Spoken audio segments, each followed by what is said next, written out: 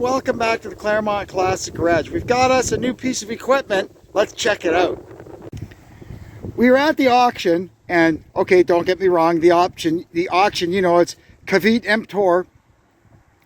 We don't know anything about this, but we got it for a song. Basically what it is, it's a tow behind mobile diesel powered air compressor. Unlike the one in the shop, that if I start doing, you know, air grinding or sandblasting, it runs out of steam in a big hurry and it really beats itself up trying to keep up. I probably need a bigger compressor, right? Okay, that's a given. So we got this guy. It was a pretty good deal, which probably means it doesn't work, but we'll find out. They stated that the engine runs good. That's all we know. It is a 3-cylinder Isuzu diesel. Near as I could tell, it's 21 horsepower. It's a 1429cc Isuzu diesel, also used in Iseki, I think, tractors, Case New Holland tractors. It's a pretty popular engine. There's lots of them around. The actual compressor head is a hydrovane compressor from England, and we know that it's a CompAir. The machine, you can see a decal on here. You can just see through. They've painted over it, but it says CompAir.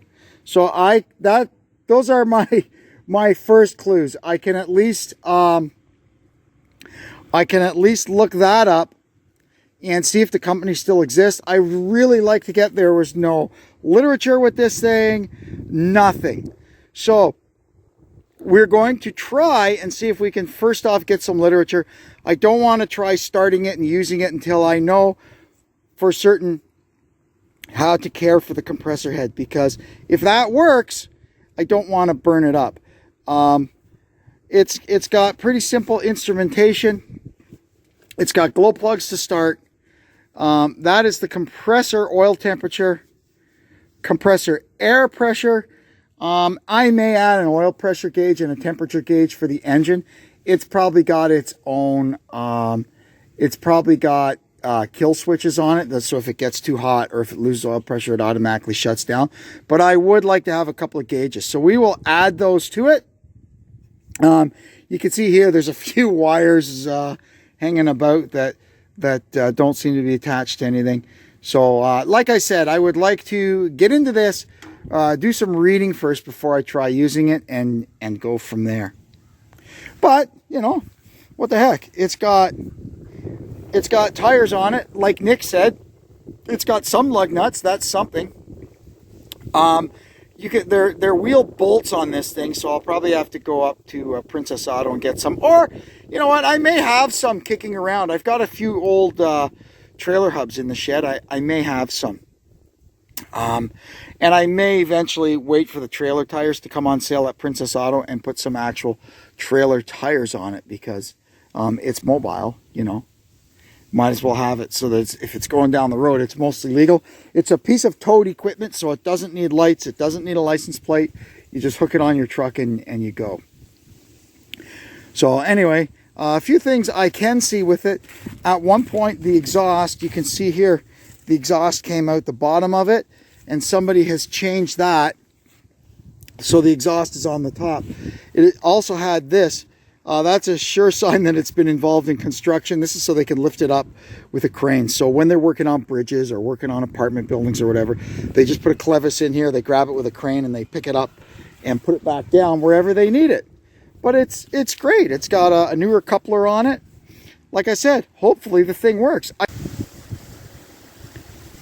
I can't get it in the garage quite now, so we're just going to stick it out the back, and then that'll give me some time to do some research and see what I can find out about this thing, about the care of that compressor. I talked to my friend Don, who knows all about this sort of small equipment, and he says those vane compressors are pretty darn tough. And I'm pretty sure that's what this is, seeing as how it's called a hydro vane, right? Anyway, we'll put her out back for now, and I'll see you once we get it back in the shop.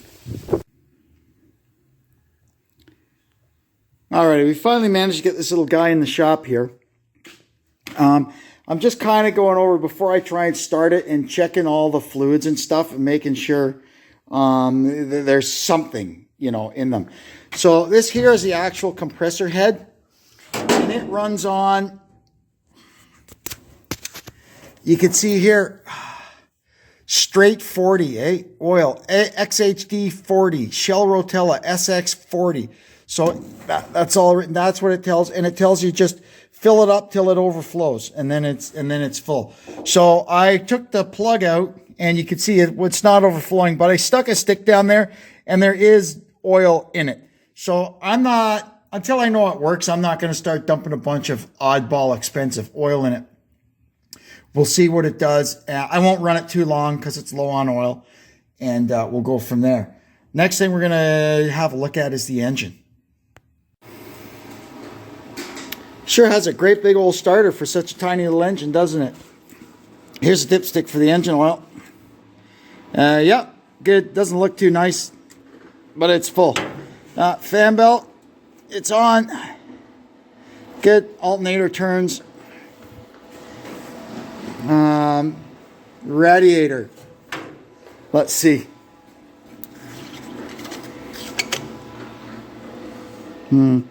Dry as a bone. Again, I'm not going to put anything in there until I've heard it run, because pouring new antifreeze in either a rad that leaks or in an engine that won't start is a waste of time. Now, filters. This here, oh, that's seized good. This is the air inlet filter for the compressor, so we're going to have to get some spray on there or something. Get this wing nut off, and we'll have a look at that. That's the engine air filter, and it looks kind of plugged. Yeah, light can't even pass through it. Okay, but luckily there's a number on the end of it. It's Fram CA70PL, and it's got right now a Cralinator, old Cralinator filter in it, which is a LA43. So for now, I'm going to leave it out while we test fire this thing. And if we decide that it's viable, we'll just get a new one for it. And I checked down in there, there's about a quarter tank of fuel in it, and it doesn't even smell too bad. Alrighty, I got a battery in it. Now, this is the glow plug here, so we should put this thing on to glow. There you are. See the smoke coming off it? It's glowing. Okay, so that works. And now let's see if it let's give the starter a bump. Okay, the starter bump. Oh, the starter's not. It's not. The engine's not turning, or you can see something not right there. It's either not engaging or there's a bad spot on the ring gear. Give me a sec. All right, there is some monkey business going on with the starter. I'm not sure what it hits, and sometimes it doesn't hit. But I did have it winding over a little bit. So now I've opened the fuel. We'll let the fuel flow down into it. So it says, button must be depressed and held while starting engine. So we're going to do that, and we're going to see if we can get this thing to go.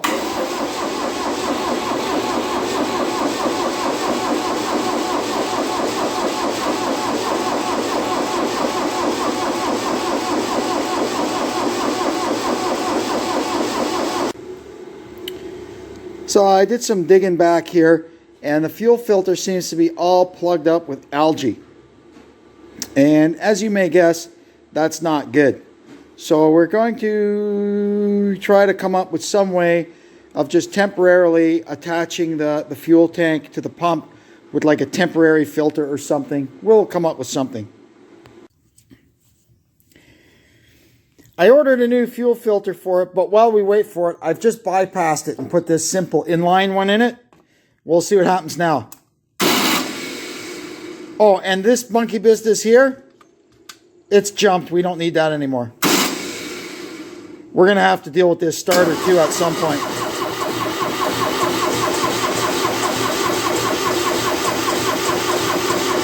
It should be getting fuel into the pump now.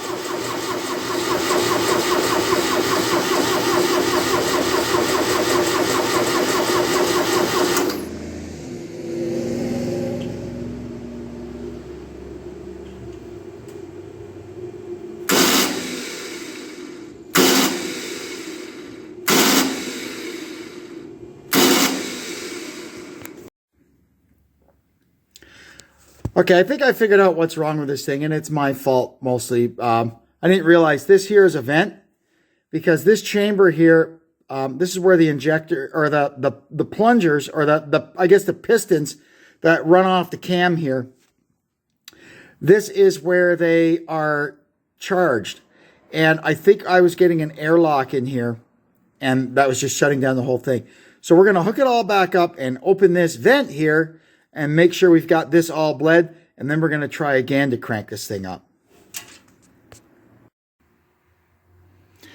I also found out through doing a little reading last night that this exact same engine and pump and everything was used in 10 series Ford tractors through the 70s and 80s. So 1610, 1910, those type of Ford tractors use this exact same power unit. So I will probably keep my eyes peeled for a service manual for one of those, at least the engine and fuel injection part of it, and we'll at least get the knowledge of the engine.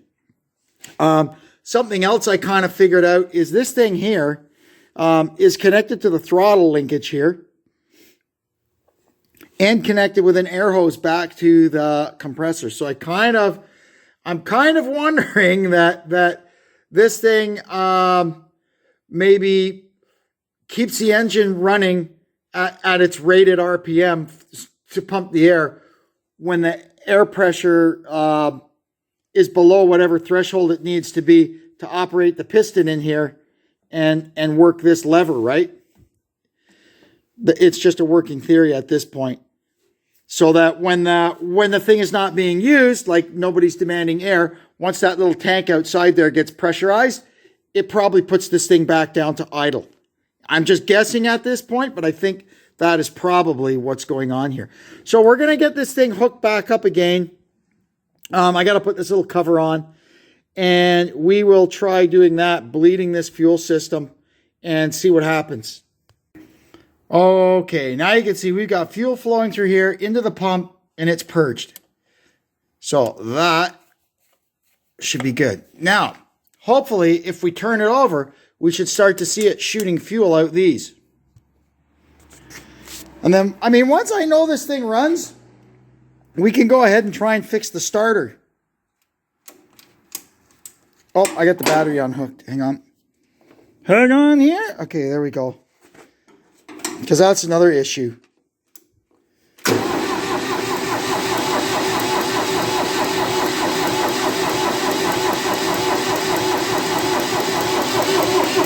Still no fuel. It should be squirting fuel out of there by now. Oh, there we go. Okay, now we're making progress. See all the air coming out? Okay, so now what we're going to do is put the lines back on. We're going to put the lines back on. We'll tighten them at the bottom and leave them cracked at the top. And we're going to look for fuel coming out the top.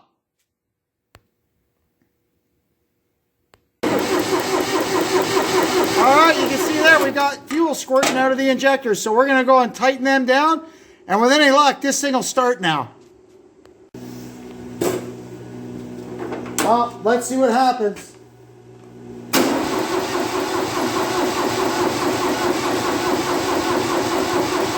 There's smoke coming out the stack. She's definitely trying.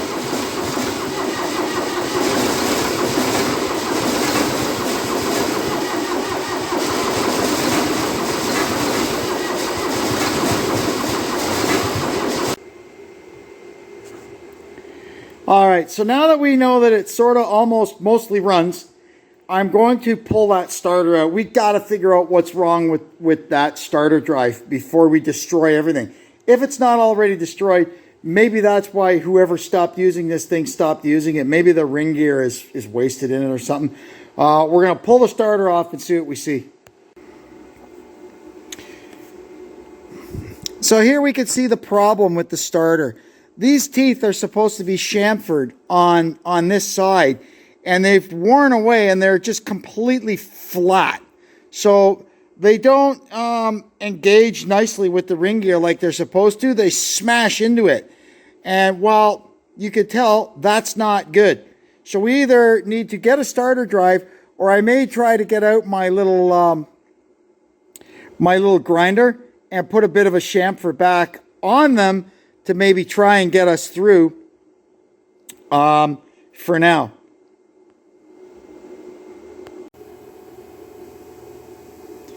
All right, a little hacker work with a grinder, and we've got a little bit of chamfer back on these teeth. Hopefully it's enough. We'll find out. Okay, so now we're going to get the glow plug going. We'll let it glow for a second, and then we'll give it a crank and see what happens. And then that's probably going to be it for this one. We'll have to evaluate and decide what our next move is going to be.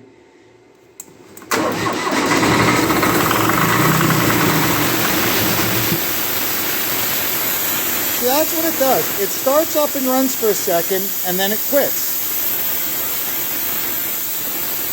I kind of wonder if it's having trouble with fuel delivery. Okay, we'll try it one more time here.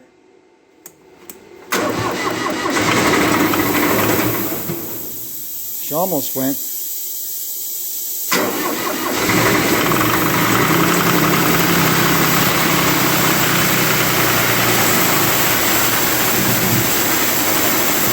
Come on, baby, come on, come on. That's the longest she's run yet.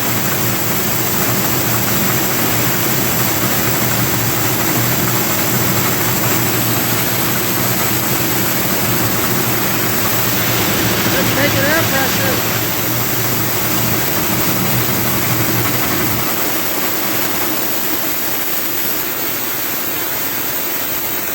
Wow, that was the longest it ever ran.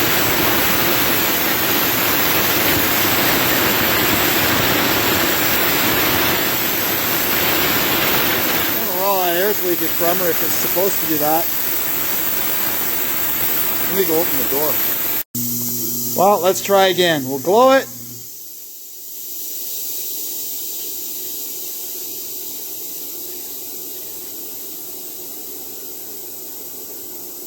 And then we'll go. I'm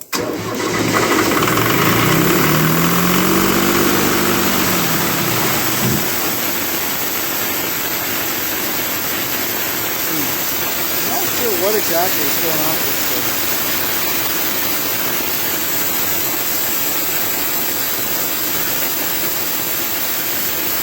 Kind of wonder if there's a problem with the fuel coming down from the tank, maybe.